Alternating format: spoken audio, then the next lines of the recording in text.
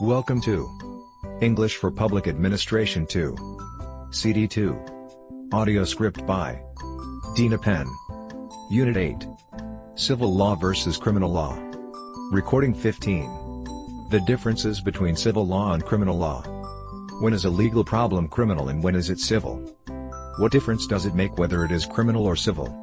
One way of looking at criminal law is that it is dealing with something of public interest. For example, the public has an interest in seeing that people are protected from being robbed or assaulted. These are legal problems that fall into the criminal law.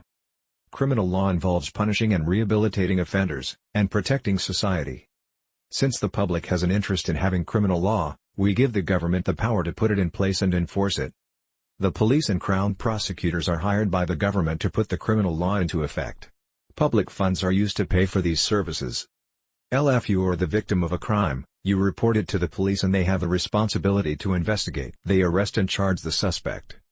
In most cases, if a charge has been properly laid and if there is evidence supporting it, the crown prosecutor, not the person who complains of the incident, prosecutes it in the courts. This is called a system of public prosecutions. Long ago the person who had been wronged prosecuted the case. The power to prosecute privately remains, but is used rarely now.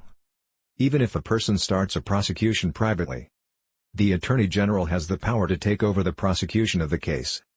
As a victim, you do not have to be responsible for enforcing the law. The police and crown prosecutor do their jobs for the public at large. Not for you personally. In a criminal case, the crown prosecutor must prove the defendant's guilt beyond a reasonable doubt. This means that at the end of a trial the judge or jury can only find the defendant guilty if they are left without a reasonable doubt about the defendant's guilt. In other words, there is no logical or rational reason to doubt the defendant's guilt. This is not the case in civil law. Civil law is about private disputes between individuals or between individuals and organizations. Civil matters include areas such as contract law, family law, tort law, property law and labor law. The person suing for a wrong has the burden of proving their case on a balance of probabilities. This means that a judge or jury must believe their story and evidence more than the defendant's version. They do not need to be convinced beyond a reasonable doubt.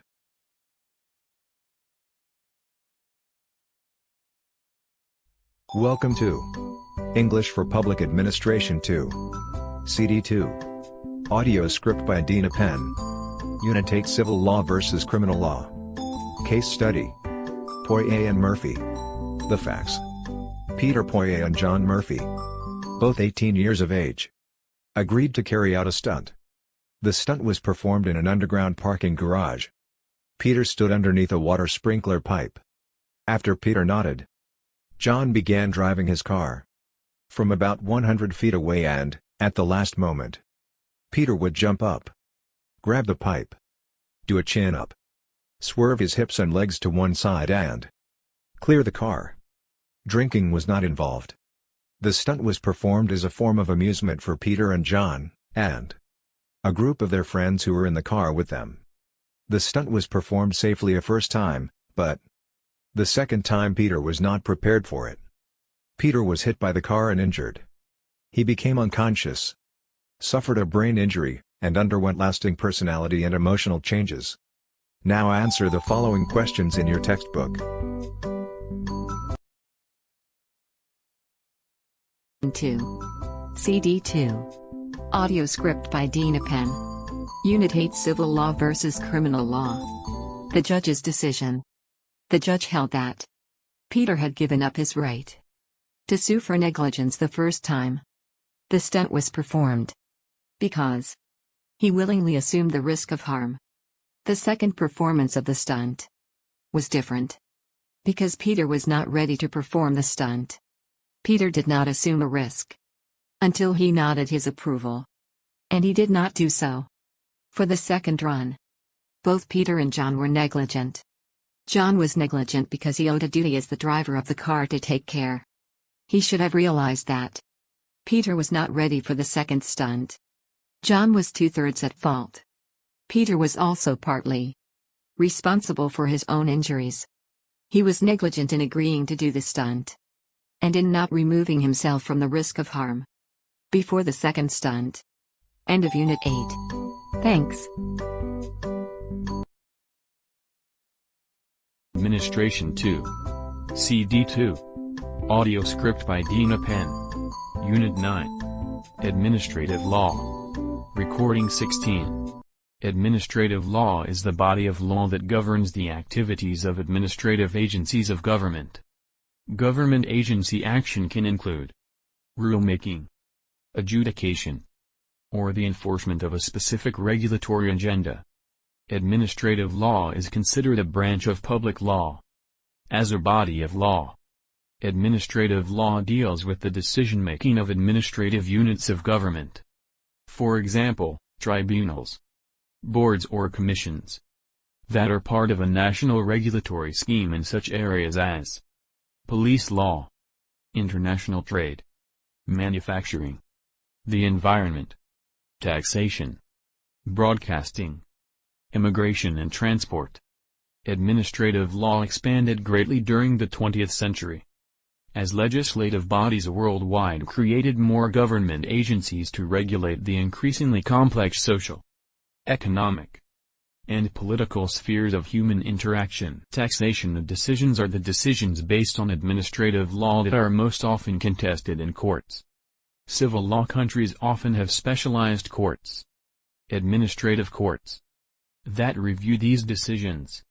Generally speaking, most countries that follow the principles of common law have developed procedures for judicial review that limit the reviewability of decisions made by administrative law bodies. Often these procedures are coupled with legislation or other common law doctrines that establish standards for proper rulemaking. Administrative law may also apply to the review of decisions of so-called semi-public bodies, such as non-profit corporations, disciplinary boards, and other decision-making bodies that affect the legal rights of members of a particular group or entity. While administrative decision-making bodies are often controlled by larger governmental units, their decisions could be reviewed by a court of general jurisdiction under some principle of judicial review based upon due process, United States, or fundamental justice, Canada. Judicial review of administrative decisions, it must be noted, is different from an appeal. When sitting in review of a decision, the court will only look at the method in which the decision was arrived at, whereas in appeal the correctness of the decision itself will be under question. This difference is vital in appreciating administrative law in common law countries. The scope of judicial review may be limited to certain questions of fairness, or whether the administrative action is ultra vires. In terms of ultra vires actions in the broad sense, a reviewing court may set aside an administrative decision if it is unreasonable, under Canadian law, following the rejection of the patently unreasonable standard by the Supreme Court in Dunsmuir v. New Brunswick, Winsbury unreasonable, under British law, or arbitrary and capricious, under U.S. Administrative Procedure Act and New York state law. Administrative law, as laid down by the Supreme Court of India, has also recognized two more grounds of judicial review which were recognized but not applied by English courts, viz. legitimate expectation and proportionality.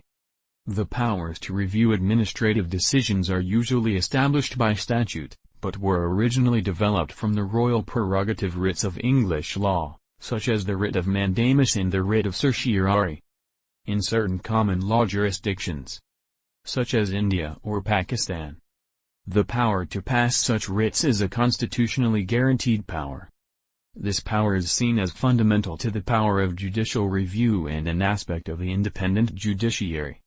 End of Unit 9. Thank you for paying attention.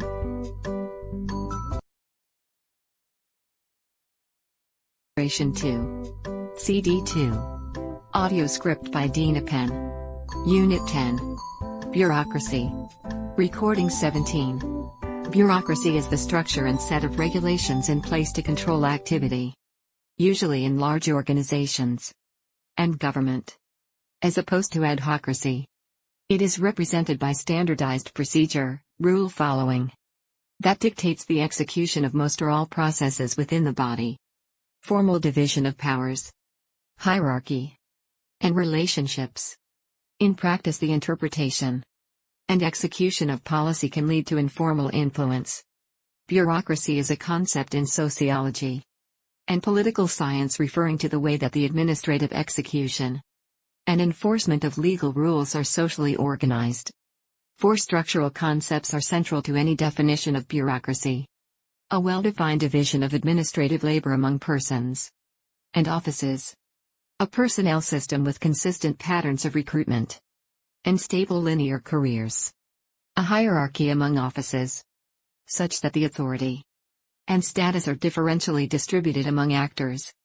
And formal and informal networks that connect organizational actors to one another through flows of information and patterns of cooperation. Examples of everyday bureaucracies include governments, armed forces, corporations, non-governmental organizations, NGOs, hospitals, courts, ministries, and schools. Max Weber has probably been one of the most influential users of the word in its social science sense. He is well known for his study of bureaucratization of society. Many aspects of modern public administration go back to him. A classic, hierarchically organized civil service of the continental type is, if perhaps mistakenly, called Weberian civil service several different years. Between 1818 and 1860. Prior to Weber's birth in 1864. Weber described the ideal type of bureaucracy in positive terms, considering it to be a more rational and efficient form of organization than the alternatives that preceded it, which he characterized as charismatic domination and traditional domination. According to his terminology, bureaucracy is part of legal domination. However, he also emphasized that bureaucracy becomes inefficient when a decision must be adopted to an individual case. According to Weber, the attributes of modern bureaucracy include its impersonality, the concentration of the means of administration, a leveling effect on social and economic differences, and implementation of a system of authority that is practically indestructible. Weber's analysis of bureaucracy concerns the historical and administrative reasons for the process of bureaucratization, especially in the Western civilization. The impact of the rule of law upon the functioning of bureaucratic organizations, the typical personal orientation and occupational position of a bureaucratic official as a status group, the most important attributes and consequences of bureaucracy in the modern world. A bureaucratic organization is governed by the following 7 principles. Official business is conducted on a continuous basis. Official business is conducted with strict accordance to the following rules. The duty of each official to do certain types of work is delimited in terms of impersonal criteria. The official is given the authority necessary to carry out his assigned functions. The means of coercion at his disposal are strictly limited, and conditions of their use strictly defined. Every official's responsibilities and authority are part of a vertical hierarchy of authority, with respective rights of supervision and appeal. Officials do not own the resources necessary for the performance of their assigned functions, but are accountable for their use of these resources. Official and private business and income are strictly separated. Offices cannot be appropriated by their incumbents, inherited, sold, etc. Official business is conducted on the basis of written documents. Thank you for paying attention. CD2. Audio script by Dina Penn. Unit 10 Bureaucracy. Recording 18. Exercise 5. Match numbers 1 to 6 to the words A to F. 1. 100. 2. 1,000. 3. 100,000. 4. A million. 5. A billion. 6. A trillion. Welcome to English for Public Administration 2. CD2. Audio script by Dina Penn. Unit 11 Nonprofit Organization. Recording 19. Exercise 5. Fill in the correct form of the passive voice in the table. Present simple. They eat rice every day. Rice is eaten every day by them. Present continuous. They are eating rice. Rice is being eaten. Present perfect. They have eaten their breakfast. Their breakfast has been eaten. Past simple. They ate rice. Rice was eaten. Past continuous. They were eating rice. Rice was being eaten. Past perfect. They had eaten rice. Rice had been eaten. Future. They will eat rice. Rice will be eaten. Be going to. They are going to eat rice. Rice is going to be eaten. Future perfect. They will have eaten rice. Rice will have been eaten. Note that. The for Public Administration 2. CD2. Audio script. By Dina Penn. Unit 12. Non-governmental organizations, NGOs. Recording 20. 1. Now we're lost. If you had taken Mr. Leary's advice, this wouldn't have happened. 2. Don't be afraid. If we comply with the terms of the contract, they won't sue us. 3. Did you enjoy your meal? If you finish eating, I will clear away the plates. 4. If the marketing assistant doesn't notice the mistake in the marketing plan, we won't succeed in launching the product as planned. 5. Communication skills are essential in this job. All our PR assistants are communicative. If they aren't friendly, we will lose half our clients. 6. There was no mistake in his report. If there was, of course, I would correct it. 7. I'm afraid we have to take action. If we don't punish him this time, he will only make more serious mistakes. 8. They can't lend us any money.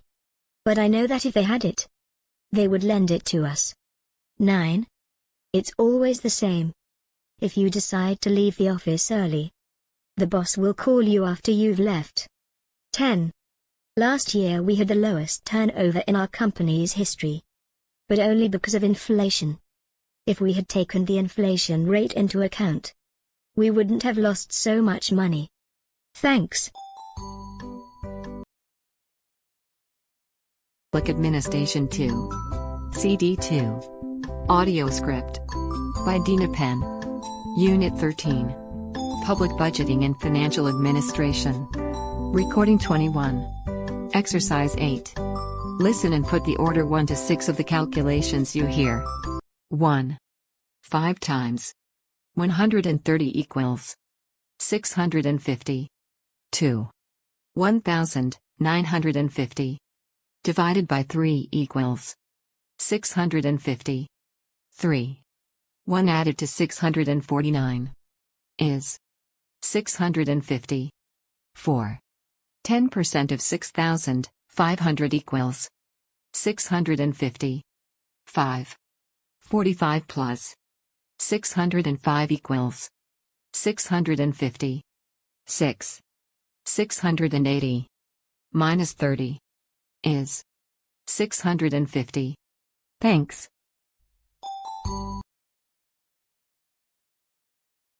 For Public Administration 2. CD2. Audio script. By Dina Penn. Unit 13 Public Budgeting and Financial Administration.